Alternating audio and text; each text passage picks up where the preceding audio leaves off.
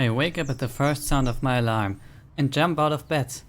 I need to meet my friends at the train station so we can head all over to the hot springs together.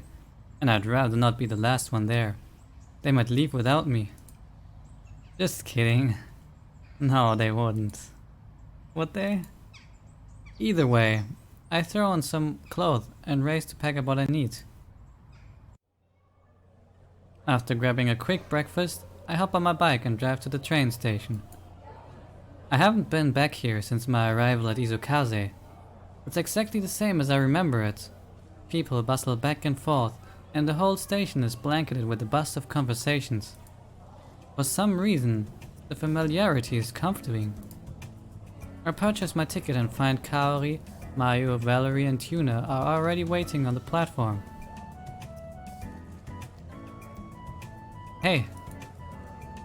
Yuna and Valerie wave as I approach, while Mayu smiles and Kaori nods in greeting. You made it! So did you. I glance around us. Where's Sho?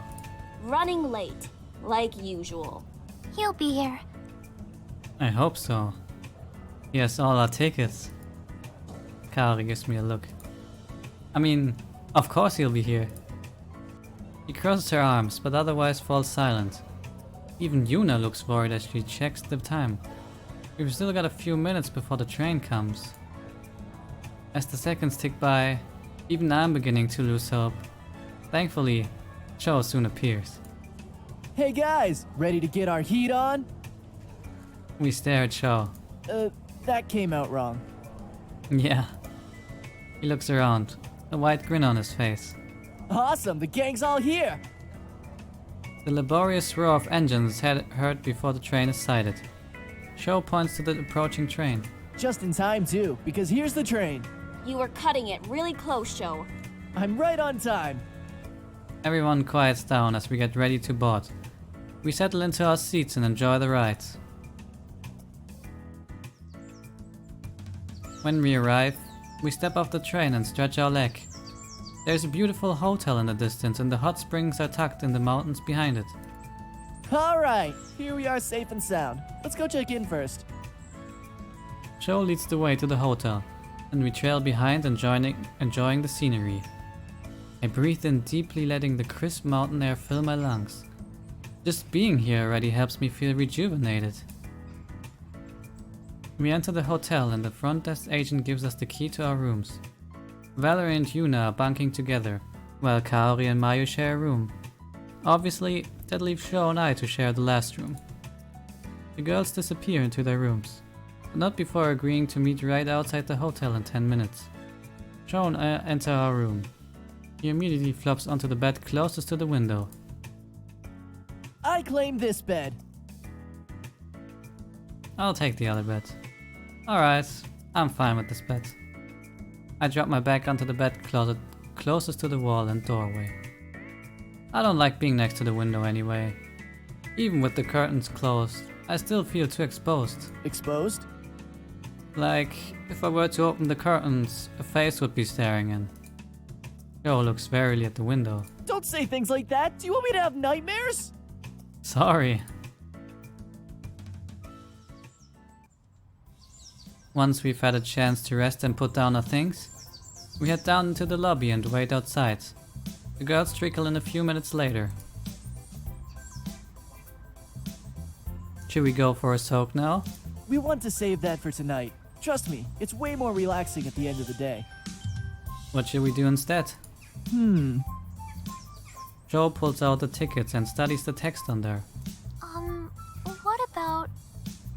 Mayu's voice trails off. What about what? What if we toured the gardens? She points to a side clearing of blossoms and trees. They look really pretty. We get a discounted price for the tours too, since we already have tickets to the hot springs. Valerie jumps excitedly. Let's do it then. She races towards the gardens. Wait! Don't just run off like that!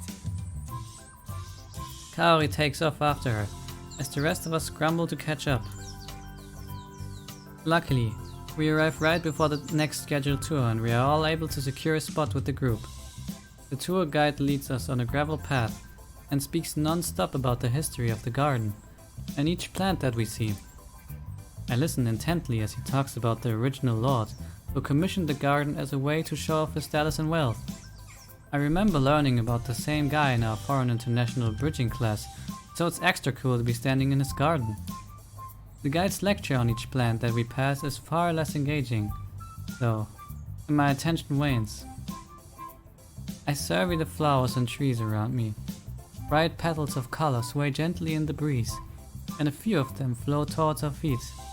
I wonder how they keep this place so green at this time of a year. As I glance around the group, everyone seems to be focused on the greenery around us, especially Mayu. He kneels beside a large yellow chrysanthemum and inspects its layered petals. The guide finishes his spiel about some other flower or something and leads the group further down the path. Mayu isn't paying attention and continues to look at the flowers. Mayu! She begins to stare, and I wait for her to rejoin us. But to my surprise, she steps off the path to examine another flower.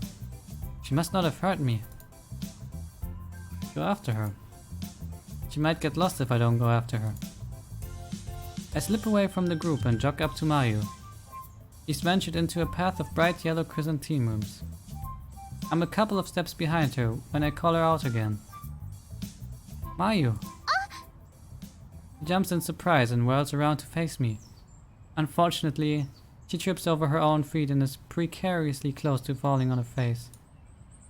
Catch! Instinctively, I step in and catch her in my arms.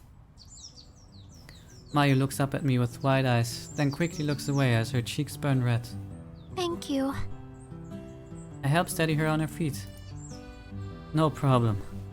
Are you okay? She nods, then looks back up at me, her eyes glittering. You saved me! Oh, I'm not sure I would go that far. No, you did! She seems pretty adamant. Okay. And in the books, the hero always gets a reward.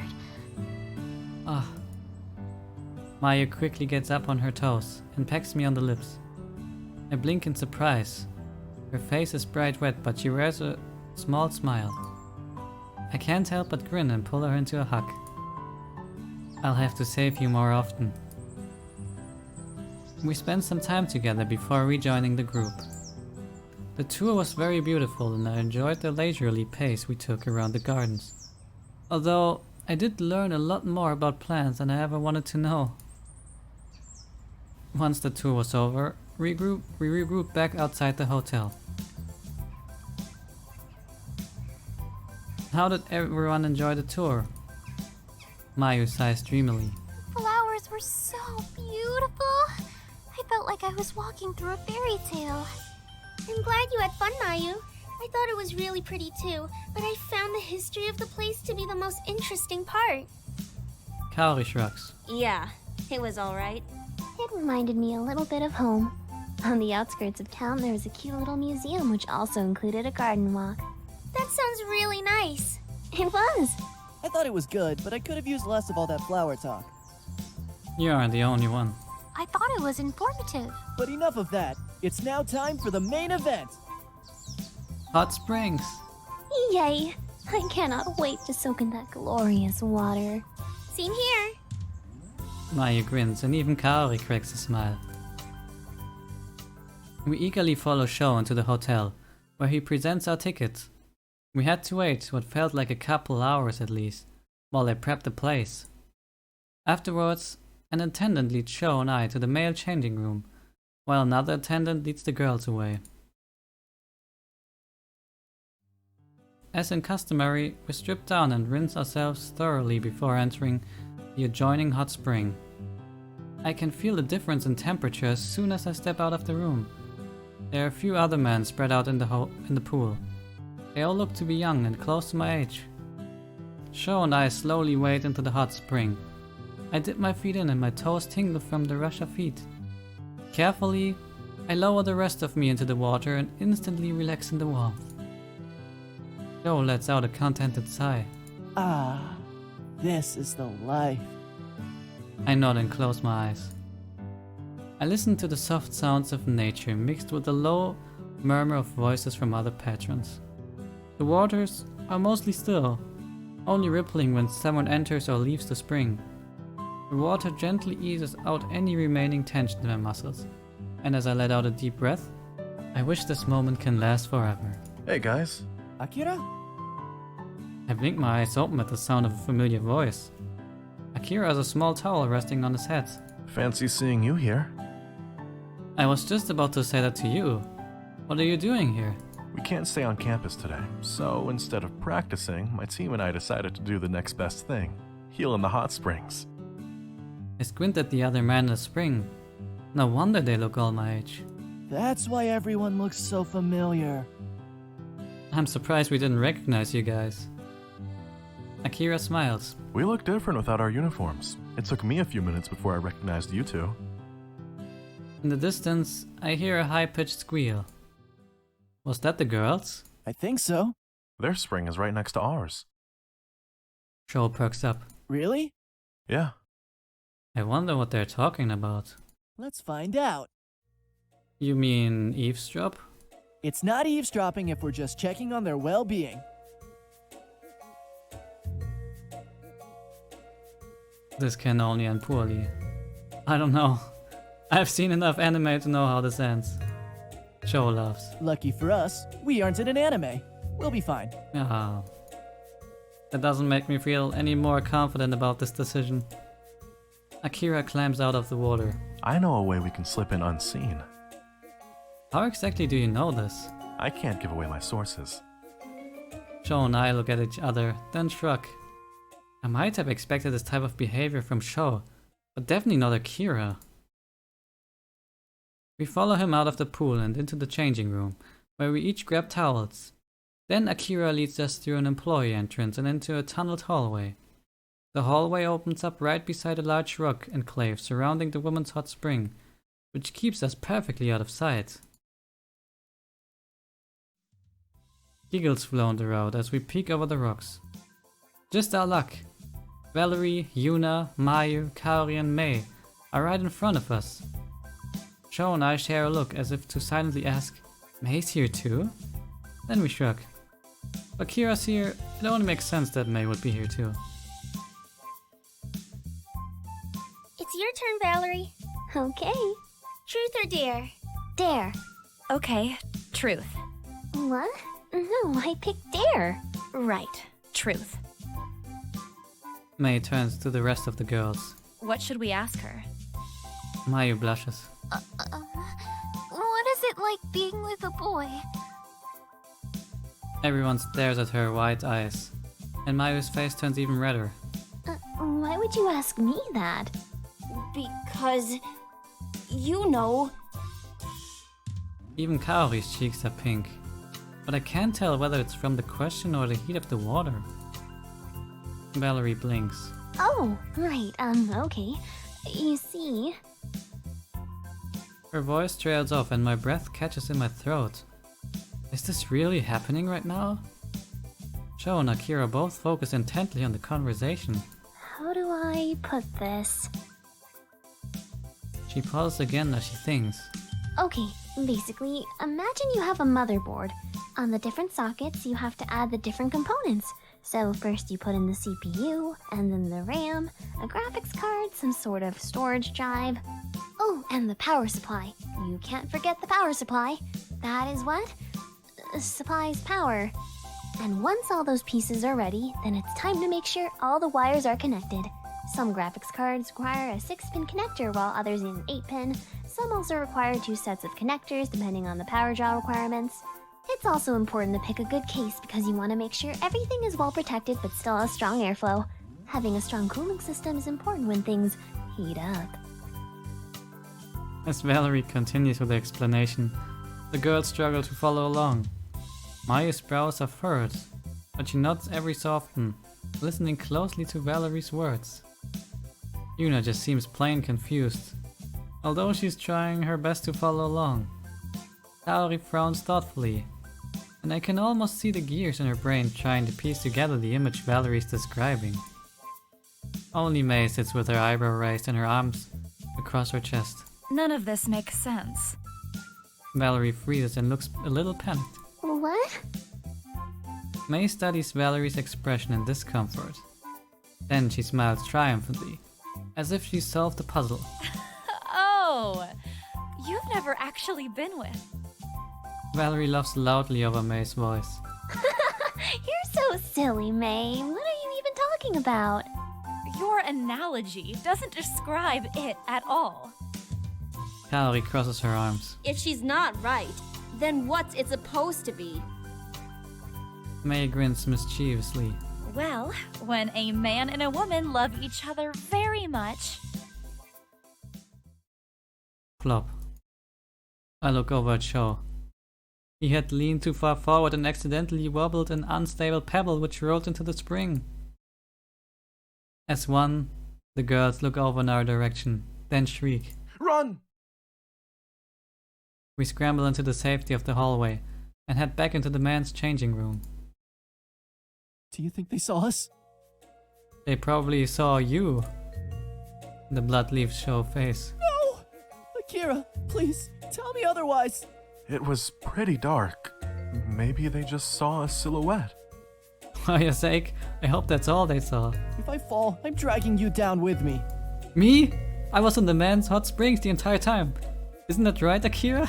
Of course. You guys! Once our pounding heart subsides, we return to the man's hot springs as if nothing happened. As soon as our time was up, we left with the rest of the group. This way it could have been anyone who disturbed the girls. Akira rejoins his teammates, while Sho and I change back into our clothes. We wait for the girls in the hotel lobby. We agreed to meet here for dinner, right? Sho answers nervously. Yep. After 15 minutes, they still haven't emerged. Sho shifts from foot to foot. Do you think they really saw me there and now they've gone ahead without us? They can't go without us. You have the tickets. Yeah, but those were to get into the hot springs. Dinner is separate. Oh, then yeah. I suppose theoretically it's possible. But I bet they're just taking forever to get ready because they're women. What if this is all part of their plan for revenge? Leave us here waiting while they're all eating delicious food and laughing at us. Or maybe they've retired to one of their hotel rooms, dressed in their PJs, continuing their conversation. I'm just going to stop you right there. But I was just getting to the good part. That's a pretty lame revenge as far as revenges go, though. I suppose that's true. We wait a while longer before the girls finally appear. Kaori glowers at us as she marches over.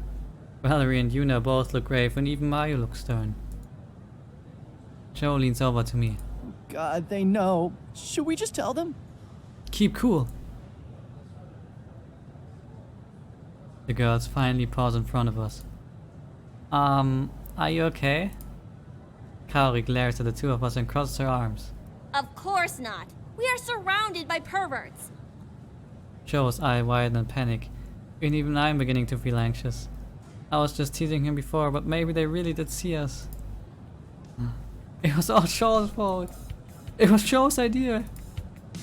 Sho looks like a deer in headlights, and the girls all wear matching expressions of shock. Broseph, I thought we were a team! It was you? Kaori looks strangely triumphant. I knew it! Hey, Broseph was there too! Don't try to pin this on me. It was all you. Not so fast, mister. I'm not convinced you're totally innocent. You seemed way too quick to point the finger at Sho. Ah. Yuna sighs. So you were there too? Busted. I'm sorry. I would have expected this from Sho, but I thought there was still hope for you. Hey, what does that mean? The girls stare blankly at Sho. He sighs. I'm sorry. Sho, but why? We were just curious. Her eyes widen and she covers her chest. What? How can you say that so freely? No, that's not what I meant. I just meant we wanted to know what you girls were doing. That doesn't make it sound much better. Kaori hits Sho on the arm and then hits me. Ow. Ah. Stop being a pervert!